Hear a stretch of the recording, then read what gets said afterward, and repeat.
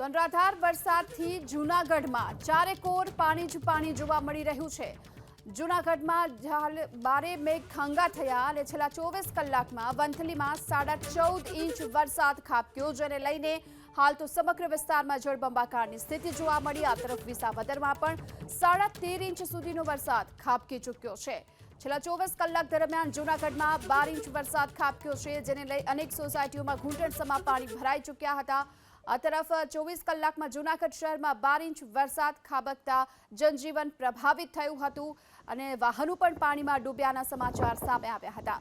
બીજી તરફ ગ્રામ્ય વિસ્તારો કે જ્યાં હાલ વરસાદના કારણે નદી નાળામાં સતત પાણીની આવક થઈ છે। અનરાધાર વરસાદથી જૂનાગઢમાં ચારેકોર બસ પાણી જ પાણી જોવા મળી રહ્યું છે, કારણ કે વંથલીમાં તો 14.5 ઇંચ વરસાદ ખાબક્યો અને તેના કારણે હાલ ગામ લોકોને ભારે મુશ્કેલીનો સામનો કરવાનો વારો આવ્યો। વિસાવદરમાં પણ 13.5 ઇંચ વરસાદ અત્યાર સુધીમાં ખાબકી ચૂક્યો છે।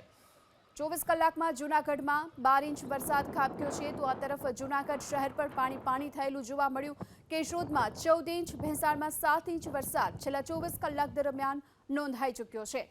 તો જૂનાગઢના તમામ તાલુકાઓ એવા છે કે જ્યાં મુશળધાર વરસાદ નોંધાયો અને 24 કલાકમાં માળિયા હાટીનામાં 6.5 ઇંચ વરસાદ, જ્યારે કે જૂનાગઢના માંગરોળમાં 4.5 ઇંચ વરસાદ નોંધાઈ ચૂક્યો છે।